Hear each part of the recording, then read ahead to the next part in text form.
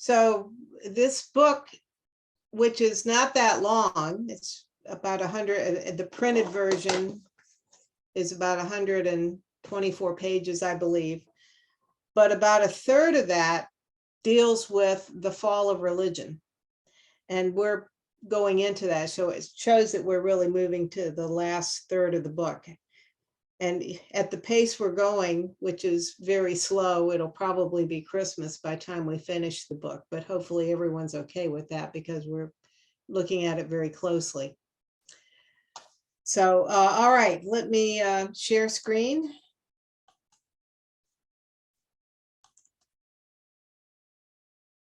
And go to the slideshow. Good. So the crumbling of religious orthodoxy. Justin, can you read this, please? Yes. Dear friends, the decline in the fortunes of the crowned wielders of temporal power have been propelled by a no less startling deterioration in the influence exercised by the world's spiritual leaders. The colossal events that have heralded the dissolution of so many kingdoms and empires have almost synchronized with the crumbling of the seemingly inviolable strongholds of religious orthodoxy. That same process which, swiftly and tragically, sealed the doom of kings and emperors and extinguished their dynasties, has operated in the case of the ecclesiastical leaders of both Christianity and Islam, damaging their prestige and in some cases overthrowing their highest institutions. Power hath been seized, indeed, from both king and ecclesiastics. The glory of the former has been eclipsed, the power of the latter irretrievably lost. Thank you. Some of this is a little bit of a review. Sarush, can you read this, please? Those leaders who exercise guidance and control over the ecclesiastical hierarchies of their respective religions have likewise been appealed to, warned, and reproved by Baha'u'llah in terms no less uncertain than those in which the sovereigns who presided over the destinies of their subjects have been addressed. They too, and more particularly the heads of Muslim ecclesiastical orders, have in conjunction with despots and potentates launched their assaults and thundered their anathemas against the founders of the faith of God, its followers, its principles, and its institutions. Can you read the next one as well, Sarush? Sure. Oh, wait We're a minute. not. Oh, Just a minute. Let's see. Okay, all right. Thank you. Were not the divines of Persia the first who hoisted the standard of revolt, who inflamed the ignorant and subservient masses against it, and who instigated the civil authorities through their outcry, their threats, their lies, their calumnies, and denunciations, to decree the banishments, to enact the laws, to launch the punitive campaigns, and to carry out the executions and massacres that fill the pages of its history? So abominable and savage was the butchery committed in a single day, instigated by these divines, and so typical of the callousness of the brute and the ingenuity of the fiend, that Ernest Renan, in his Les Apôtres, the Apostles, characterized that day as perhaps unparalleled in the history of the world. Thank you. So he's trying to show here that it was the Muslim clergy in Iran who are the ones responsible for the atrocities committed against the faith, and that it was so noteworthy, it was so bad, abominable, and savage butchery that it caught the attention of Westerners, one of whom was this fellow Ernest Renan, who wrote a book called The Apostles. It was written in French, but it's been translated into English. And so I looked it up online and found some of the sections that Shoghi Effendi was familiar with. And here is a section of that book, you can see it gives great detail of what happened when the Baha'is were being taken through Tehran and butchered. I'm not going to read the whole thing, but just so you can.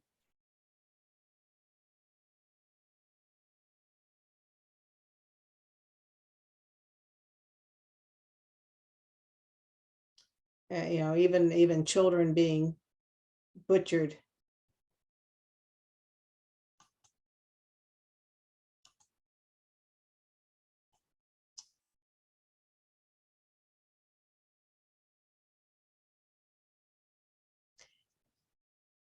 And the Bab persecution people who had hardly joined the sect came and denounced themselves that they might suffer with the rest.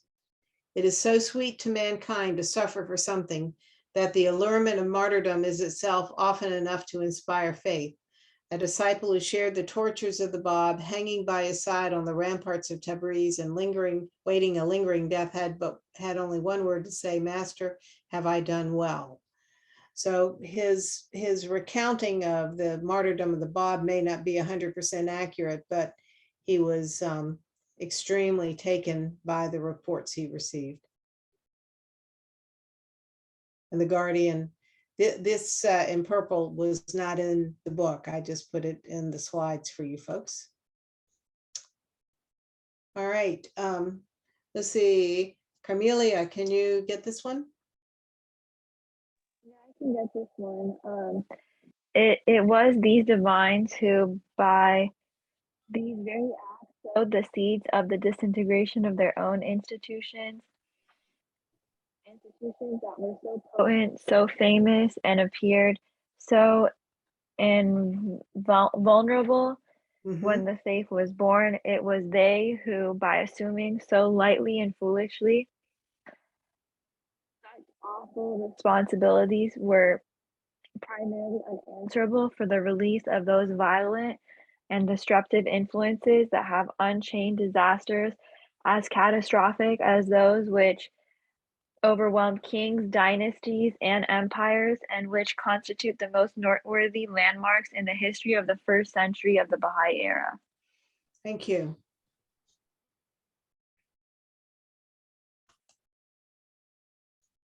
Shaheen, can you get this? This process of deterioration, however, startling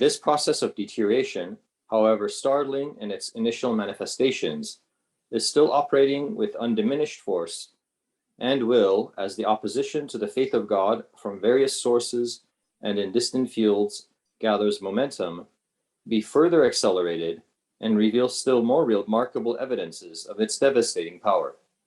I cannot, in view of the proportions which this communication has already assumed, expatiate as fully as I would wish on the aspects of this weighty theme, which, together with the reaction of the sovereigns of the earth to the message of Baha'u'llah, is one of the most fascinating and edifying episodes in the dramatic history of his faith.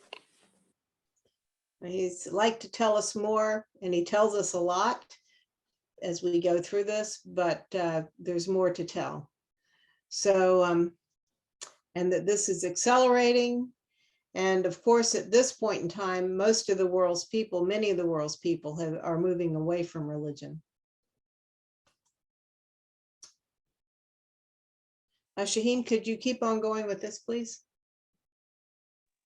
Sure. Gladly. I will only consider the repercussions of the violent assaults made by the ecclesiastical leaders of Islam, and to a lesser degree by certain exponents of Christian orthodoxy upon their respective institutions.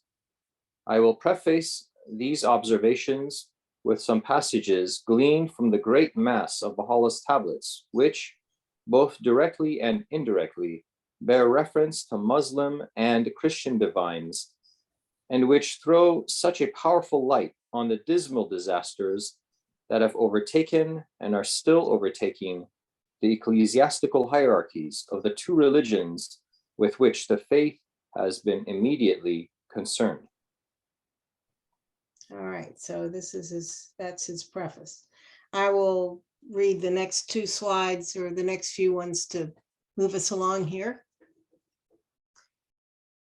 It must not be inferred, however, that Baha'u'llah directed his historic addresses exclusively to the leaders of Islam and Christianity, or that the impact of an all-pervading faith on the strongholds of religious orthodoxy is to be confined to the institutions of these two religious systems. The time foreordained unto the peoples and kindreds of the earth, affirms Baha'u'llah, is now come. The promises of God, as recorded in the Holy Scriptures, have all been fulfilled. This is the day which the pen of the Most High hath glorified in all the Holy Scriptures. There is no verse in them that doth not declare the glory of his holy name, and no book that doth not testify unto the loftiness of this most exalted theme. Were we, he adds, to make mention of all that hath been revealed in these heavenly books and holy scriptures concerning this revelation, this tablet would assume impossible dimensions.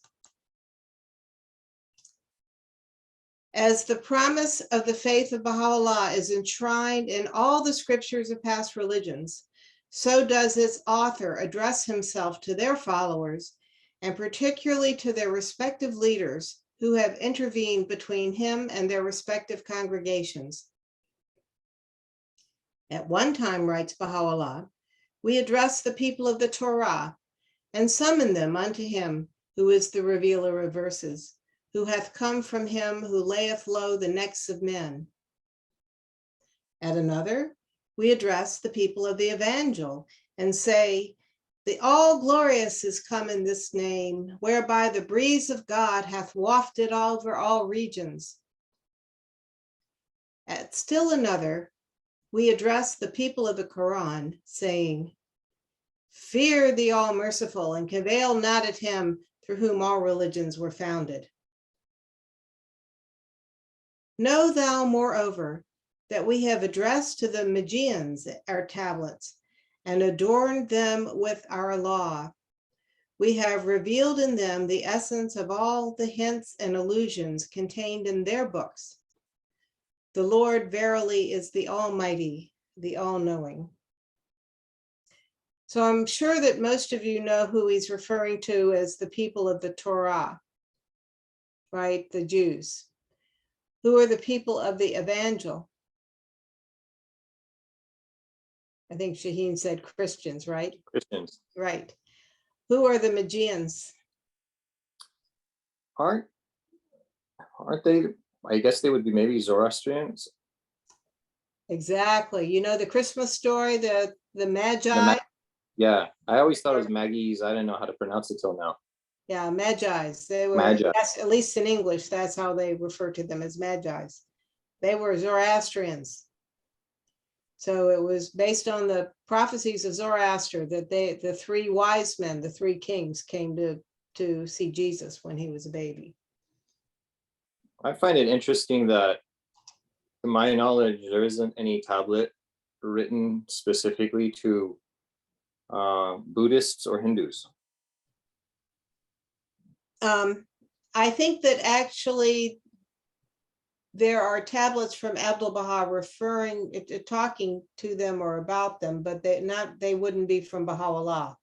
So it would be not quite at the same level. Although the Mustafa Rumi that went to Southeast Asia, particularly to Burma, went during the lifetime of Baha'u'llah. So it's possible he got something. You know, the House of Justice translates into English what it needs to translate into English. So it may be that they haven't done that. There may be something. I don't know. So Ajurmandi is a Zoroastrian last name, right, Sarush? I'm not sure, honestly. You are right. His ancestors are Zoroastrian. They Yeah. are. You told They me. are. Yeah, they are, but I didn't know that it is. I think it's a Zoroastrian last name. They were Zoroastrian before they became Baha'i. That's what I know for sure. So Yeah, yeah, Yeah, my great grandpa did. yeah. My mom is saying yes. And the Beheshtis also Zoroastrians. Okay. you're so intelligent. I like how you know all this stuff. I've been around.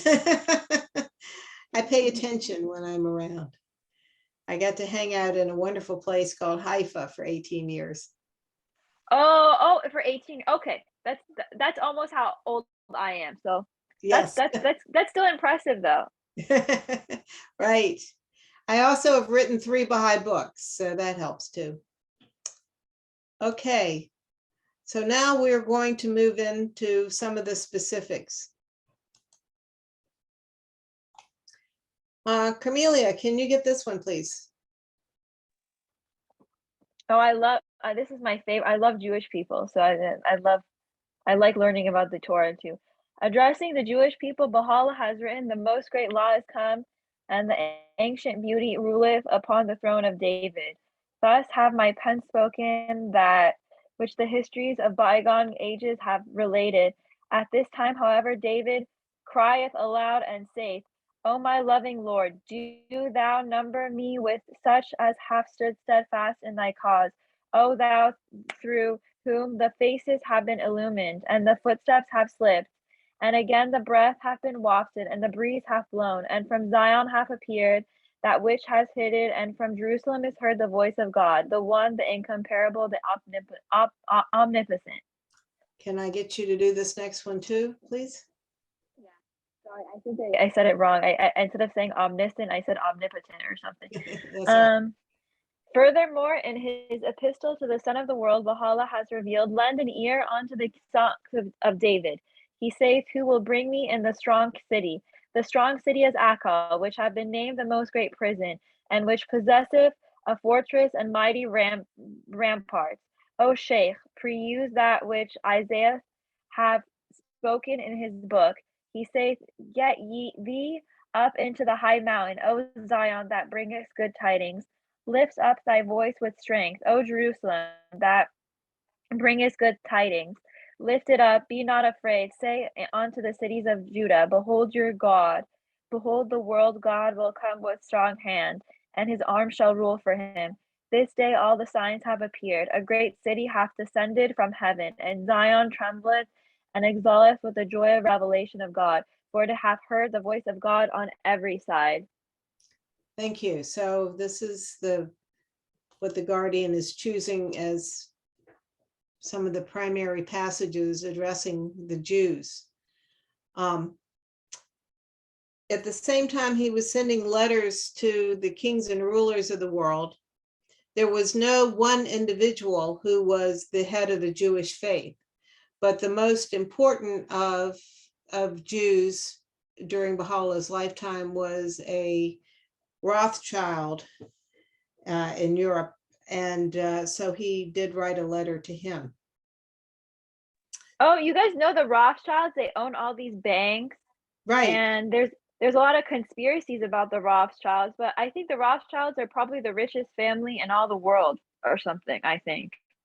They're close to it. I'm not sure that they're currently, that they haven't been overtaken by Bezos and Zuckerberg and some of their, but the Rothschilds were, they were the most influential among the Jews, and as well as being wealthy. So Camelia, do you know when he's referring to Zion, what's he talking about there? Well, there's a prayer, "O Son of Zion." There's a Baha'i prayer Right. that I remember chanting, but I know Zion was a specific. I don't know. I think it's an ancient. There's Zionism, which is the Jewish return land to Israel. Right. I know what that is, and I know a lot of anti-Semitism has been bred since for many years. I think even before the inception of the Baha'i faith, but I don't know what Zion on itself is. I know there's Nazareth, Zion, but it's a holy site, I believe.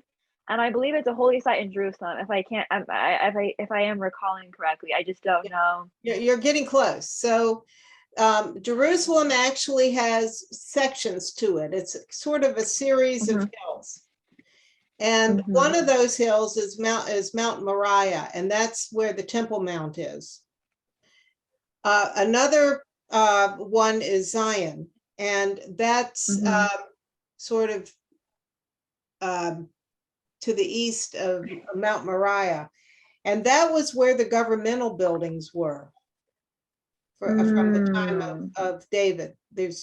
So when you talk about Zion, you're not talking about the temple, you're talking about the government, the center. Oh, the government.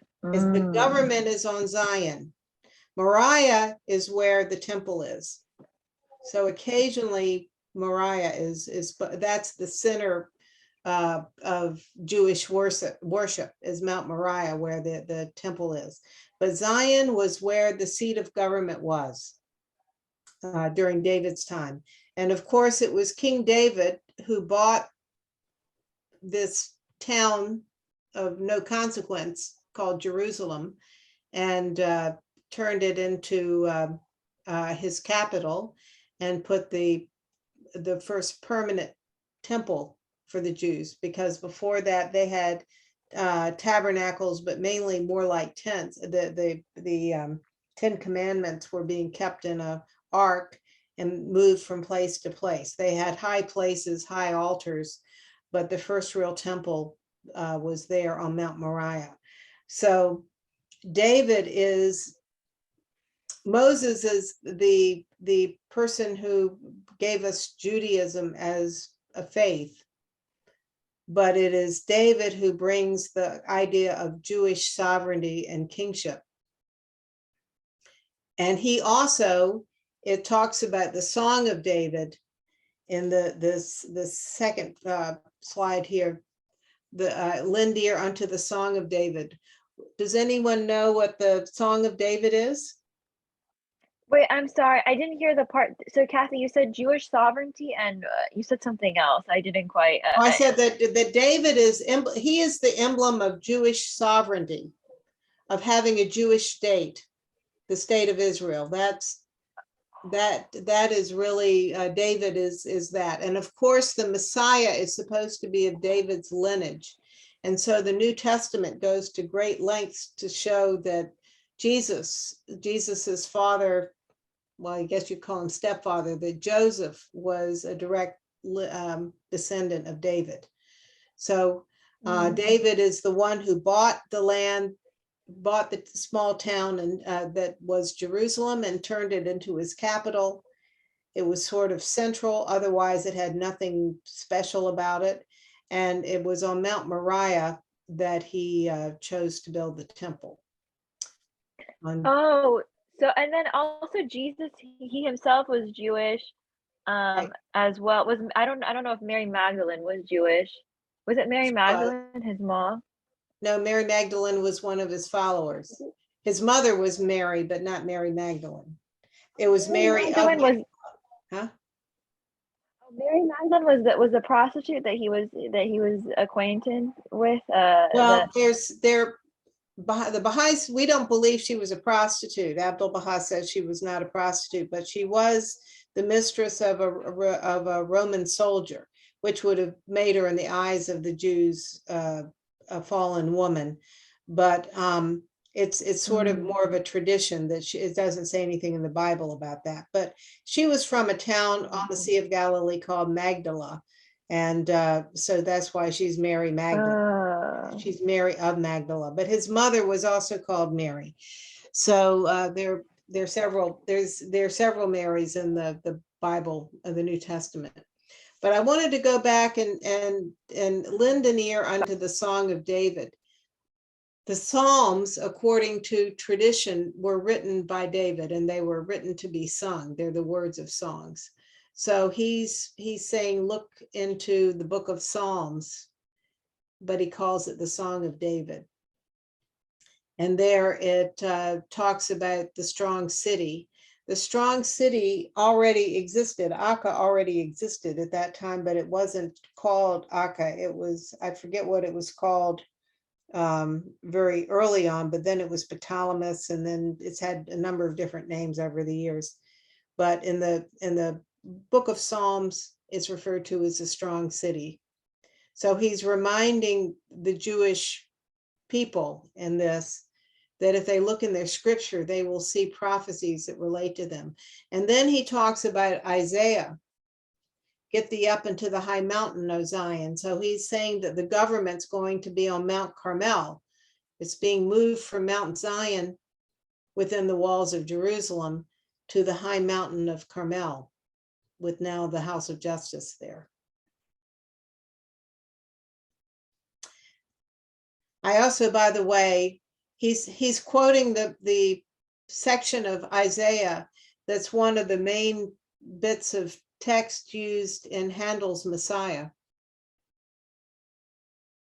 which was a very much an inspired, Handel wrote it, it was like it came to him. And yet it's taking the biblical verses that really deal with Baha'u'llah.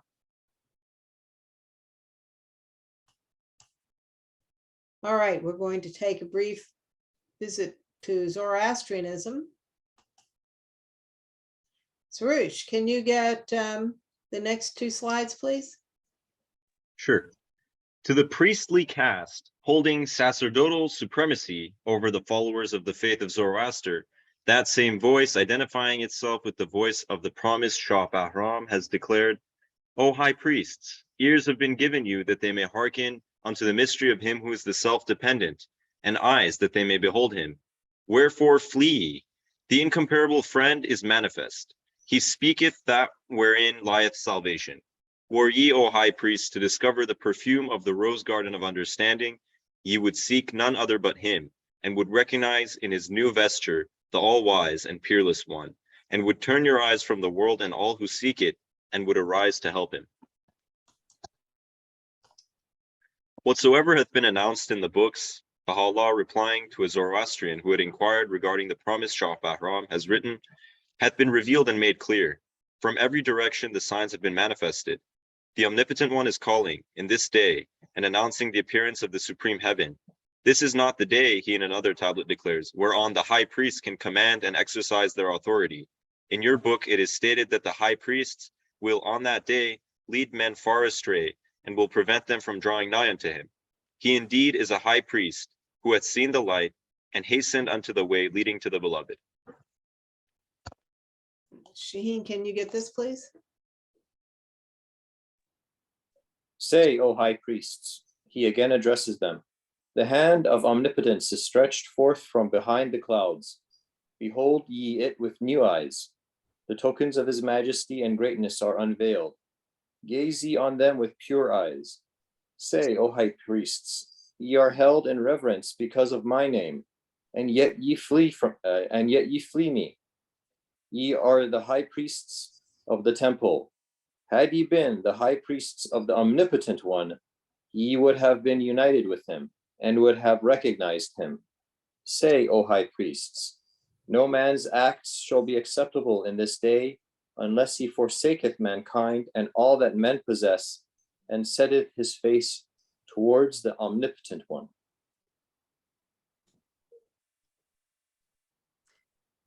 So, do any of you know very much about Zoroastrianism? I did a little bit of looking. I know that the one that they are waiting for is Shah Bahram. Shaheen, do you know much about Zoroastrianism? Just that they have 3 tenets, and yeah, they're looking for the Shah Bahram, which we believe is Baha'u'llah, of course. Right. And fire is important in their religion. I think they actually have a fire that is never supposed to be extinguished. Right, In right. each of their temples. I believe when somebody passes away, they're put up high. I don't think the body is burned, but I do think it's in some area where it can decay very quickly out. I Right. think it's actually out in the open. I don't think they Right. bury them until maybe later on. Right. Other than that, I really don't know much. Yeah, the- Well, also that they've been persecuted. They're also closed knit. They don't really accept outside, quote unquote, outsiders into their religion. The Parsis in I think Jewish India, people are. Oh, or- sorry. I'm sorry, the Parsis in India are derived from the Zoroastrians. The Persians that moved into India took Zoroastrianism with them and formed this breakaway sect, the Parsis. Carmelia? Oh, that's correct. I actually went to school with a few Parsi people. Hmm, They were Iranian descendant, but Indian by just virtue of moving there, and they were Parsi.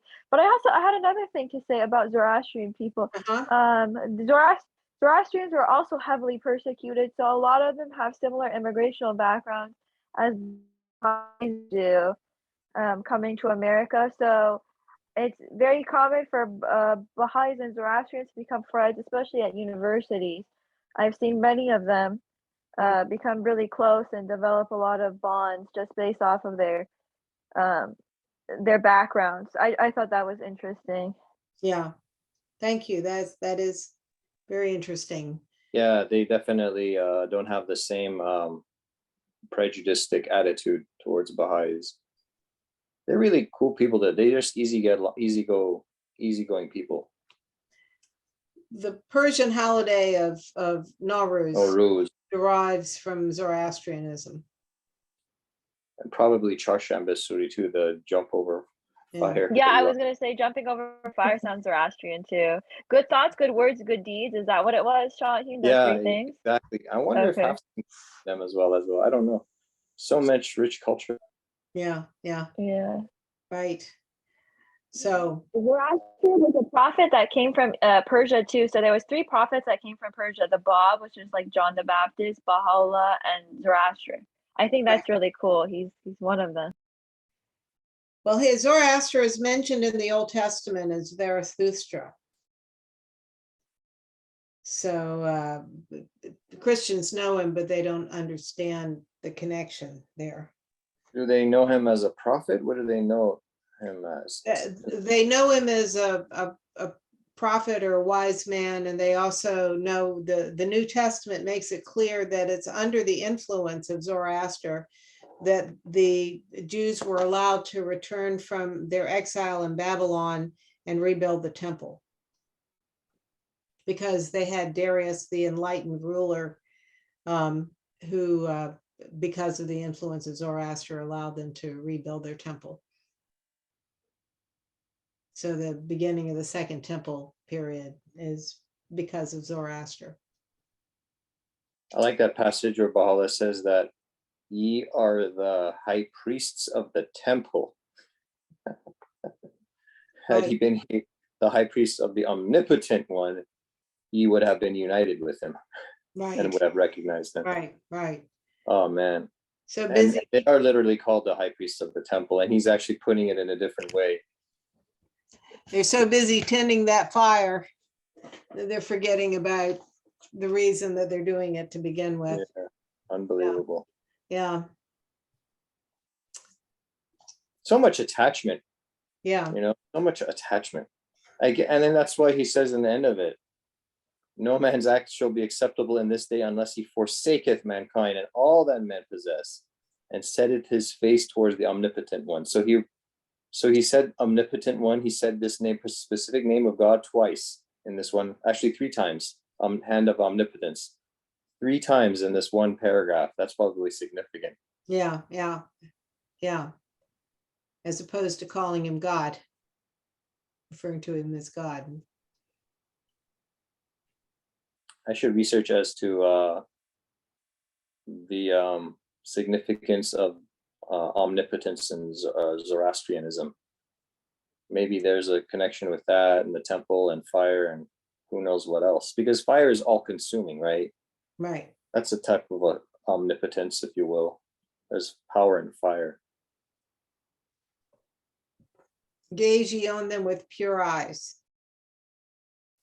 Well, if you find out more about Zoroastrianism, he uses language when he's talking to each of these religions that affects them, that they would immediately recognize. And I'm sure that he knew many, many Zoroastrians, being a native of Iran. So Shaheen, if you over the next week can find out a little bit more about that, that would be very interesting.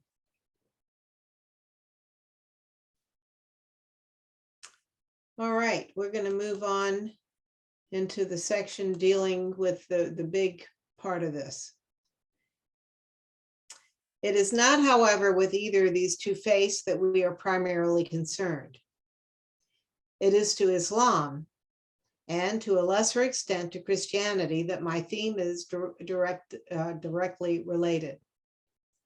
Islam, from which the faith of Baha'u'llah has sprung, even as did Christianity from Judaism, is the religion within whose pale that faith first rose and developed, and from whose ranks the great mass of Baha'i adherents have been recruited, and by whose leaders they have been, and indeed are still being persecuted. Pale, P-A-L-E, as it's used here, is using one of the least used definitions of that word. It means here the conceptual boundaries. So is the religion within whose conceptual boundaries that faith first rose and developed.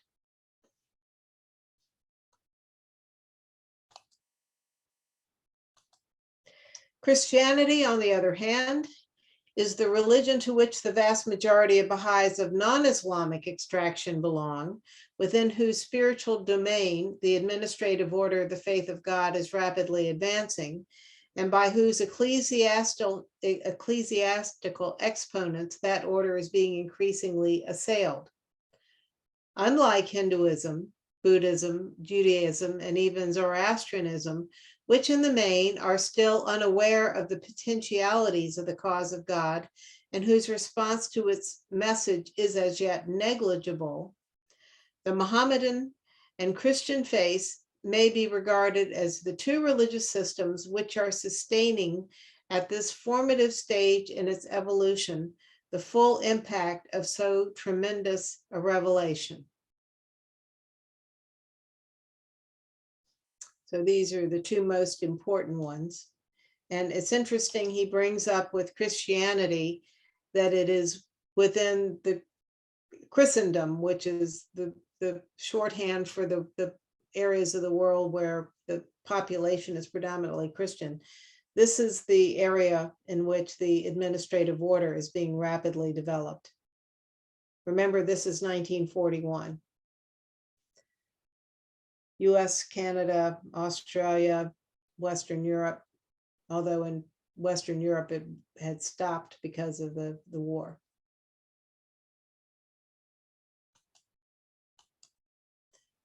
All right, Justin, can you get this, please? Let us then consider what the founders of the Baha'i faith have addressed to or written about the recognized leader of Islam and Christianity. We have already considered the passages with reference to the kings of Islam, whether the caliphs reigning in Constantinople or the shahs of Persia who ruled the kingdom as temporary trustees of the expected Islam. We have also noted the tablet which Baha'u'llah specifically revealed for the Roman pontiff, and the more general message in the Surah Muluk directed to the kings of Christendom. No less challenging and ominous is the voice that has warned and called to account the Mohammedan divines and the Christian clergy. He's reminding us that some of the kings and rulers also had religious titles, like the Sultan was also the Caliph, the head of Sunni Islam. The Shahs of Persia consider themselves the temporary trustees while waiting for the Qayyam, so forth. So, Sarush, can you get this, please? Leaders of religion is Baha'u'llah's clear and universal censure pronounced in the Kitab-e-Iran, in every age have hindered their people from attaining the shores of eternal salvation, inasmuch as they have held the reins of authority in their mighty grasp. Some for the lust of leadership, others through want of knowledge and understanding, have been the cause of the deprivation of the people. By their sanction and authority, every prophet of God hath drunk from the chalice of sacrifice, and winged his flight unto the heights of glory. What unspeakable cruelties they have occupied the seats of authority and learning, have inflicted upon the true monarchs of the world, those gems of divine virtue. Content with the transitory dominion, they have deprived themselves of an everlasting sovereignty.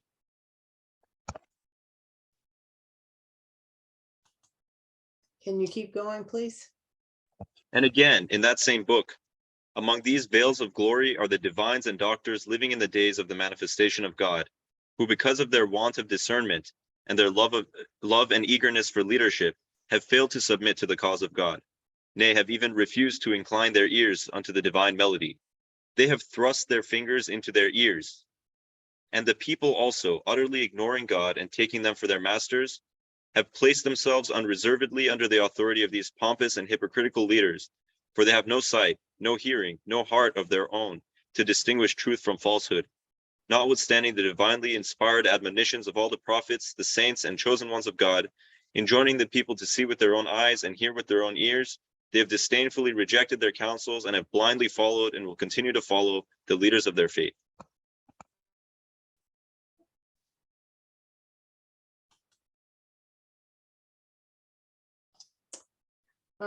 Let's see, Shaheen, can you get this in the next one, please? And then we'll come back and talk about these.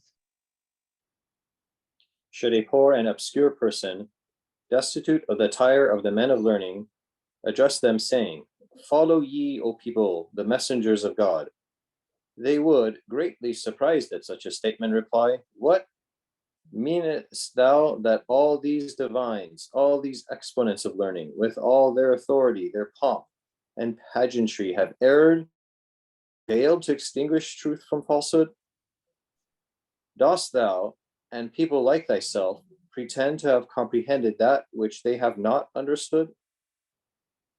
If numbers and excellence of apparel be regarded as the criterions of learning and truth, the peoples of a bygone age, whom those of today have never surpassed in numbers, magnificence, and power, should certainly be accounted a superior and worthier people.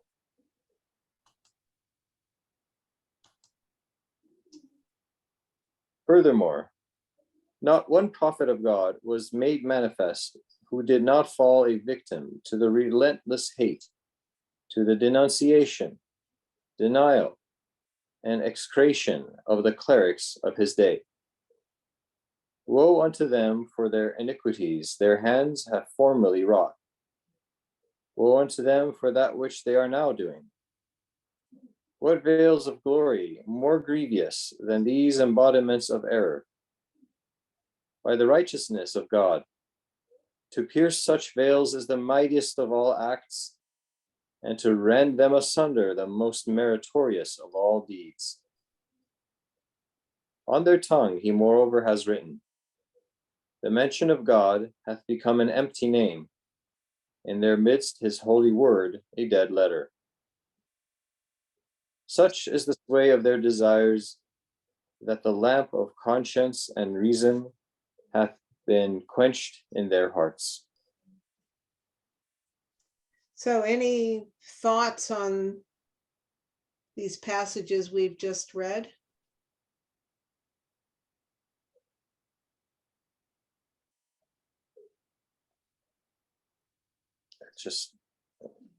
It's no different today than the pomp and pageantry of clergy, and that's seen as a symbol of their importance, if you will. But I'm actually surprised, Kathy, where it says in the Baha'u'llah, it was in the previous passage that he said that, it's been foretold in their own religious books that when they're waiting for the arrival of their promised one, like when he's in their midst, that those very priests are actually going to lead their people to error. So it should be expected, Right. right? So if a person reads that, they would think, well, like a clerk today would be like, Baha'is are this. Well, it's been predicted that clerics would say this to denounce some new religion. That should kind of motivate the person to find out for themselves, is this denunciation merit warranted or not, right? Right. Well, you think about it. Okay, so you're Pope Pius the Ninth, and a letter comes from a prisoner, even though he's from a noble family from Iran, but he's a prisoner sitting in a prisoner of the Sultan of Turkey, sitting in an obscure town that's a penal colony, and it arrives at the Vatican. And most likely the Pope never even sees it because his secretaries have said, oh, this is weird.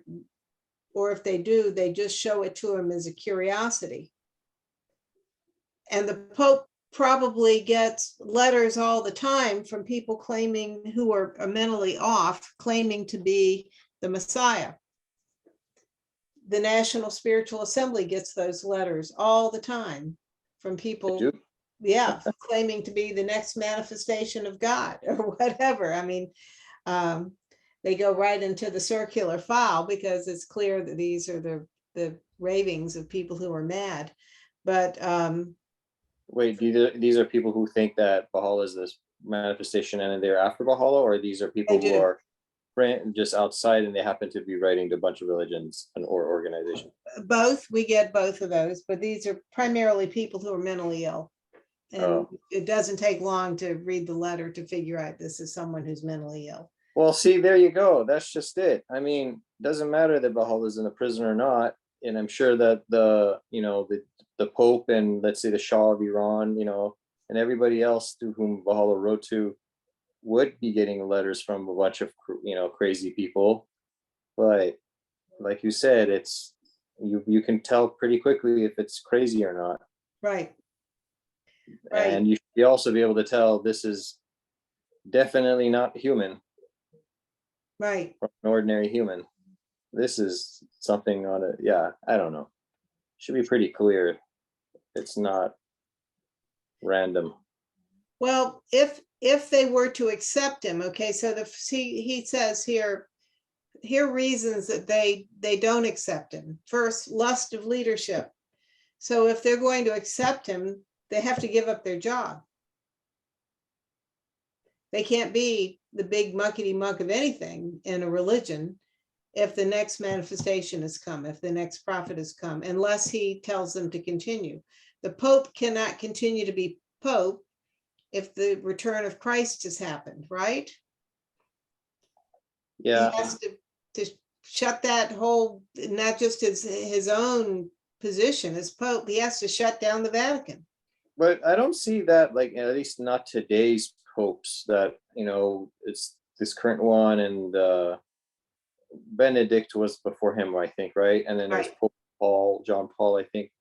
Right. At least this very current, they seem pretty sincere in, would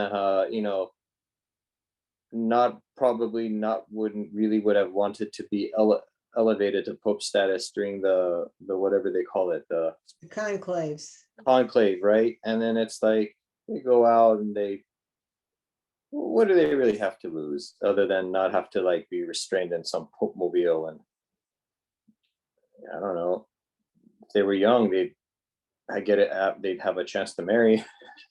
That can't be bad. I don't know.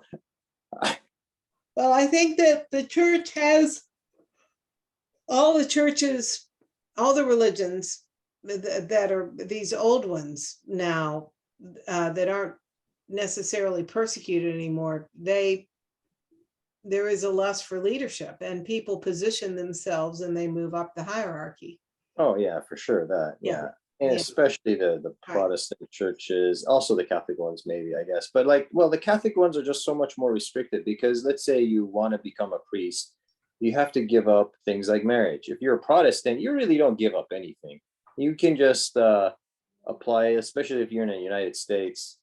You just say, hey, I want to create a church. You fill out some nonprofit form and you get a bunch of people to come to your talks or sermons or whatever they're called. And then you guys, I guess you're just going to pass that little, money collecting tray or whatever, and then bring your friends and then have a wider audience and then write a book, become super famous, write another one, and fill up an entire stadium of your adherents. Right. That I get it. That's a business, really, and even if they're sincere, but the other parts of it, like the people who go to these different countries and they are, with the people that are the locals, they give up everything. I think that there's some extra factor of it. There's some other element that, it's Paul says that whoso desires thou choosest to draw nigh unto thee, right? And whoso is not the object of thy something is, basically they don't have such luck, right? So Well, object of, yeah, I don't know what I forgot what that prayer was, but yeah, there's something in it. There's something in each one of us that it singles us out, for sure. well, he talks here, he says, lust of leadership, want of knowledge and understanding. Well, for example, when I was, my childhood mentor was a Methodist missionary who had gone to China as a missionary and taught in a Methodist girls' school in Shanghai. She went in 1929. She was one of the best people I ever met, was an extremely sincere Christian to the end of her life. And she happened to be there in China when the Japanese bombed it and came in at the beginning of World War II. So she lived through some tough periods. When I discovered the Baha'i faith and she and I had a long talk about it, her only comment at the end was, it was a shame I found true Christianity outside of Christianity. And she was very threatened by it. Yeah. Yeah, because the church for her was also home. It was family.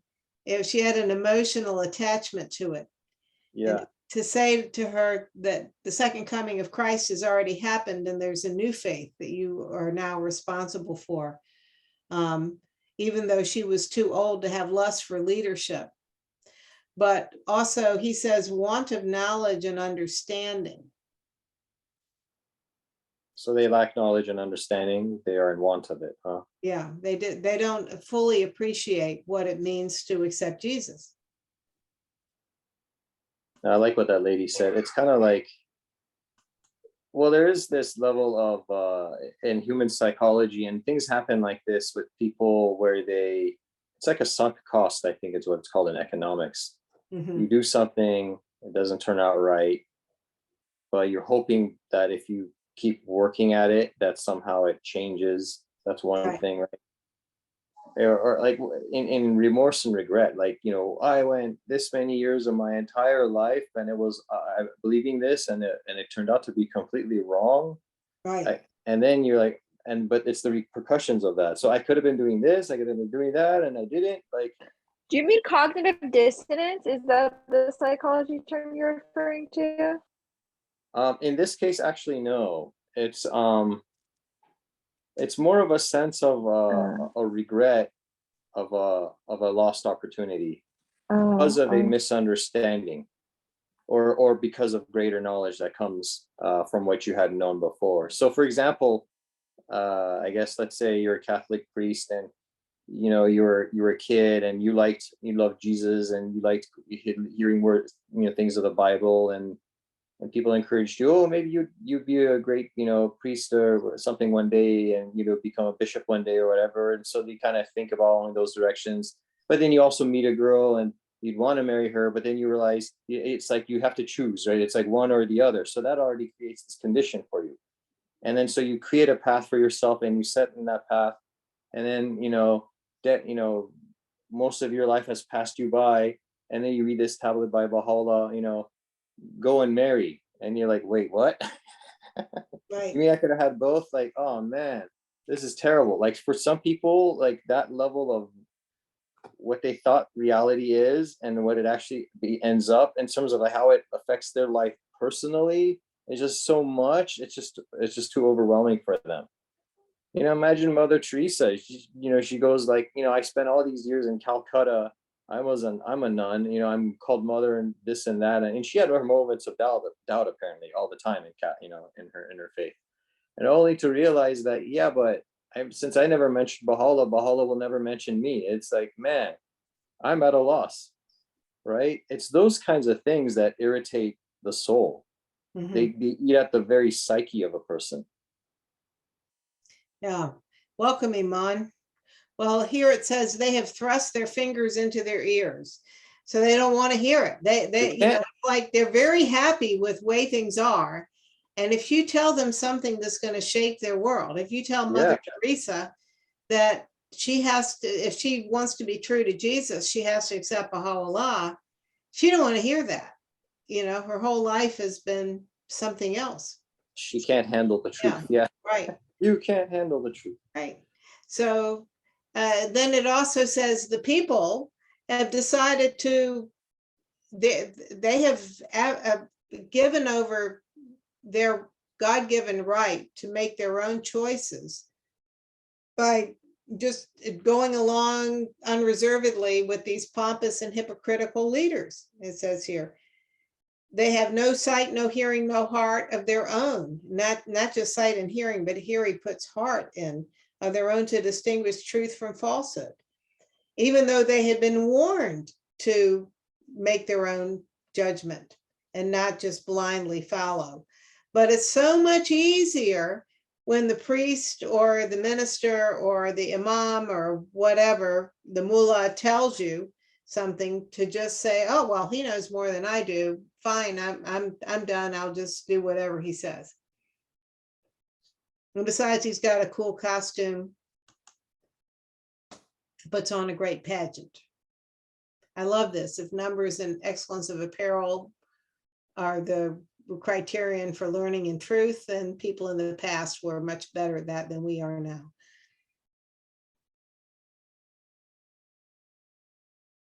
One thing you can say about the royal family and the Pope, right?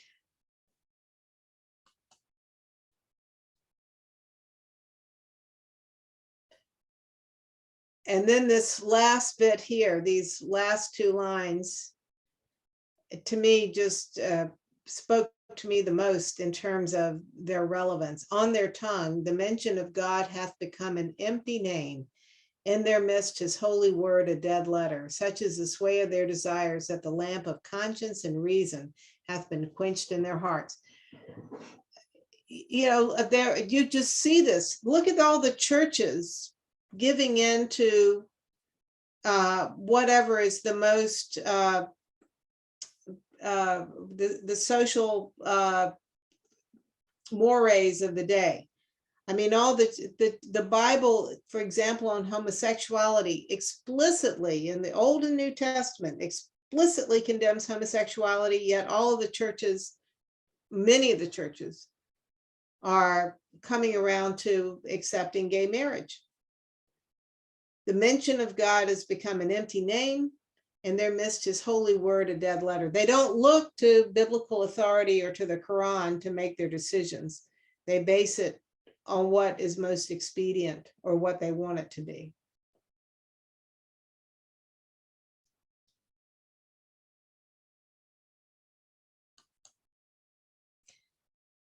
Imam, can you read this, or you? And actually, can you read the next two, this and the next one, please? Sorry, it's a bit loud. I just got a class. Yeah. Can you hear me fine, or is it too loud? Yeah, we can hear you. Okay. No two are found to agree on one and the same line, for they seek no God but their own desire, and tread no path for the path of error.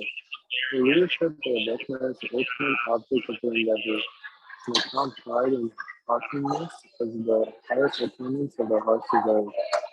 They have placed their sordid machinations above the divine decree, have renounced resignation unto the will of God, busying themselves with selfish calculations, and walk in the way of the hypocrite.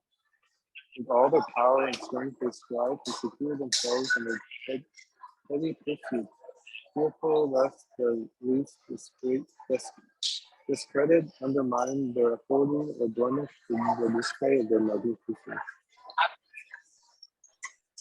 The source and origin of sin, Baha'u'llah and another chapter of the things have been the divine. To the sentence pronounced by these haughty and wayward servants, the rulers of the earth have brought that which you have heard. The reins of the heedless masses have been and are in the hands of the exponents of idle fancies and vain imaginings. These decree what they please. God really is true of them, and we too are true of them, as are such as have testified unto that which the pen of the Most High has spoken in this glorious station. Thank you. Go back to.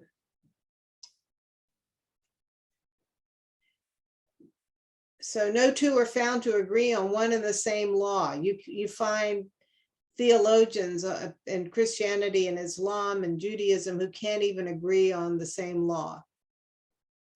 For they seek no God but their own desire and tread no path but the path of error.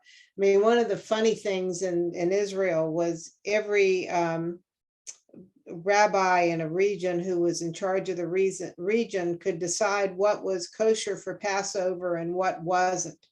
So, it was crazy. In leadership, they have recognized the ultimate object of their endeavor and account pride and haughtiness as the highest attainments of their heart's desire. He's actually being sort of funny here. That of course they would never say that, but he's saying this as almost humorous.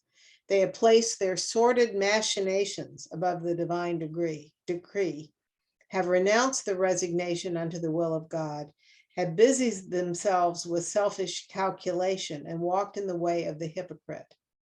With all their power and strength, they strive to secure themselves in their petty pursuits, fearful lest the least discredit undermine their authority or blemish the display of their magnificence.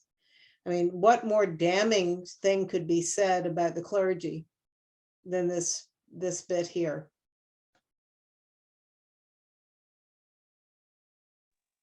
I think that at some point, some psychologists should research this whole notion of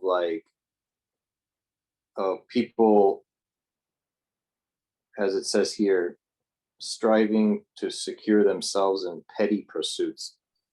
Like this whole notion of the driving force of people who think they're going to live forever or something. And like, what's this desire to amass huge amounts of wealth or power or fame or whatever it is that, your heart so desires?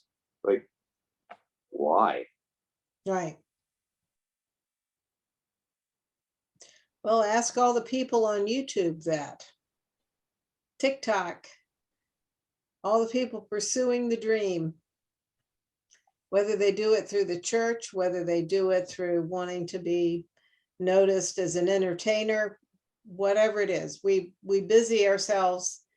And people who found a way to move up in the world through the church or through the mosque, busying themselves with self-calculation, walk in the way of the hypocrite. They're basically politicians in clerical robes. And then he goes on, as the second one slide said, that all this tyranny against the messengers of God was instigated by the clergy. It might have been the kings who carried it out, but they were doing it because the clergy wanted them to do it. mean, this has always been one of the great debates in Christianity. Were the Jews responsible for Jesus's crucifixion, or were the Romans? But it was the Sanhedrin, the religious leaders of Judaism, who urged Pontius Pilate to carry out the crucifixion. Otherwise, he would have said, not my problem. It was the clergy that urged on the persecution of Baha'u'llah. They were the ones most threatened by him. The source and origin of tyranny have been the divines. End of sentence. Through the sentences pronounced by these haughty and wayward souls, the rulers of the earth have wrought that which ye have heard. The reins of the heedless masses have been and are in the hands of the exponents of idle fancies and vain imaginings. These decree what they please. And then he really lowers the boom. God verily is clear of them. And we too are clear of them, as are such as have testified unto that which the pen of the Most High has spoken in this glorious station.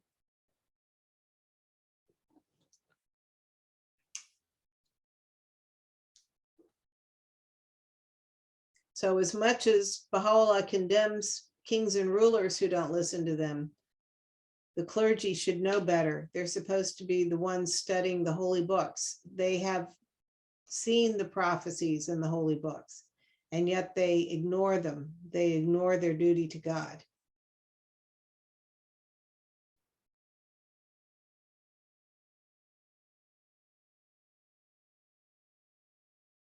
And he reminds them in his tablets to them of those prophecies that should have made them ready and waiting for him.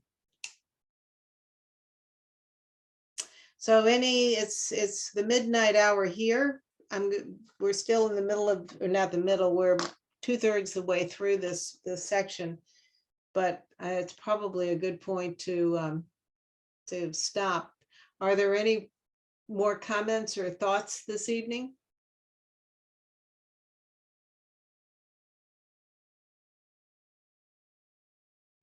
I really liked our discussion that we started off with, and it's definitely special times, special point of time to be studying Promised Days Come as well. And it's too bad we didn't have that discussion recorded, now I'm thinking, but it's okay. But I've really enjoyed this so far, and this is a really long section, so but it's been very enjoyable and very much worth it. Thank you. Camelia and Iman, we talked about Elizabeth II's passing and the section we had read just last week on the importance of kingship, why we have to have kingship. They are the shadow of God on earth, and that Baha'u'llah wants us to not be deprived of kingship. And so all the discussions that are going on about not only Queen Elizabeth and her amazing way of comporting herself over 70 years, but the institution of monarchy. Her death has really brought that to the fore of people's thinking. And as we go through this next week between now and the funeral, particularly around the time of the funeral, as the immediate aspect of her life is less involved, there'll be a lot of interesting commentary on it.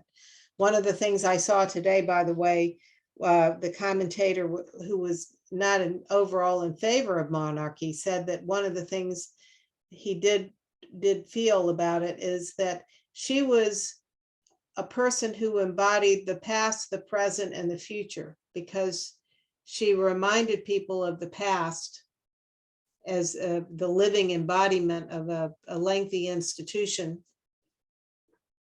And that at the same time, her family, the younger members of her family who she was training up, embodied the future. And that's a very unique situation for us to be able to look to. I found it interesting that you said that you pointed out that the queen can't by her own volition show, like even if she's like a theater watching or listening, like what was it, a song, an orchestra, Right, like she likes the song, she can't even clap because that would mean that she's endorsing, you know, that particular song or whatever. It's like people think that the queen, I mean, people will watch TV shows or assume that all monarchies are the same, but people assume that, you know, she had so much power to do so many things. It's like, no, she's a figurehead and she's actually stuck doing what the things that the state, the country wants her to do, and she can't actually deviate from it. And you know, you to the point where she can't even have an opinion on something that's like, you know, do you prefer vanilla or chocolate? And you know, you can't, she can't endorse one, she can't say because it'll sound like she's endorsing one over the other, right? It's right, just right, yeah. people need, yeah. Yeah, she did, of course, in her interview with Paddington Bear endorse marmalade sandwiches, but I guess, I guess there's no anti-marmalade sandwich sandwich movement movement, that yeah, we would have to dodge. right. But Um, yes, it's very interesting. You notice all these dictators around the world who in the past would have just called themselves king because they fully intend to turn their country over to their son. They call themselves presidents and they go through sham elections to make it look, but essentially I mean, look at Syria, look at North Korea and so forth. They're essentially kings. They are everything except the name. They know that the name, assuming the name of king is no longer a 21st century thing to do. But the beginning of every dynasty is a strong man, usually a military leader. And you know, you go back to William the Conqueror to get the current British royal family. And every dynasty begins with a conqueror. So it's very interesting discussion, but we know that Baha'u'llah comes down on the side of kingship. I like what King Charles said about like how he is, you know, he's there as king to be as service to the people, right? Yes. And I do remember that part of the oath that he took actually is that he is to uphold the, I guess what is it, the England, some of these set of principles of England, right? Right. I forgot what he's. They have an unwritten constitution, which he has to. He is the dignified, and the other is what's the they're two, and one is the. He is the one that represents the state, the dignity of the state, and the authority of the state, but he's not the one that makes the rules. Yeah. Right, exactly. He's there to be like the, so it's really other people that come up with the rules. He you know, the king or queen has to go along with them. That's their role. And then so they swear an oath to that, just like a president is supposed to swear an oath to the Constitution, right? Right. So, and then so that was one thought I had. And the other thought I have is I'm actually interested in talking to an Iranian cleric now. Like a really, really hardcore Iranian cleric, trying to figure out like how they think, what's going on in their mind. You know, I'm sure it'll be very dark, but how did you get that many cobwebs in there? Right. And I'd have to look at the size of their turban, right, Kathy, to see Right. how educated they think they are. Right. Right. So, yeah, that'll be fun. Anyway, well, Shaheen, we hope you will follow through with finding out a little bit more about Zoroastrianism and the language that Baha'u'llah used, why he used the omnipotence in referring to God. But anyway, Well, listen, dear friends, I look forward to seeing you next week. And of course, next week, by the time we meet, the funeral of the Queen will have occurred. And we can continue that discussion a little bit. Also, it would be nice to think, to pay attention to the role of clergy. You know, when there are funerals and memorial services going on, then that brings out all of those kind of people. And let's look at it with the eyes of Baha'u'llah and what Shoghi Effendi has been directing us to see. Amen to that. Yeah, absolutely. Yeah. All right, dear friends. Iman, sorry, do you have a class on Monday nights? Yeah, it's like a tutoring session thing. So sometimes daily. But I can still make it, I think, next Monday night. Well, we hope so. We miss Yeah, you yeah. not here, but there's also being recorded, so you can, if you take the time, you can see the recording of it. So, Yeah, thank you. okay, Thanks for always having me. yeah. Yeah. Well, this too shall pass, right? Yeah. All right. Well, you guys have a good evening. We'll see you next week. Thank you so much. Yeah, everyone. Bye. Have a good Bye-bye. night. Bye. Bye. See you next week.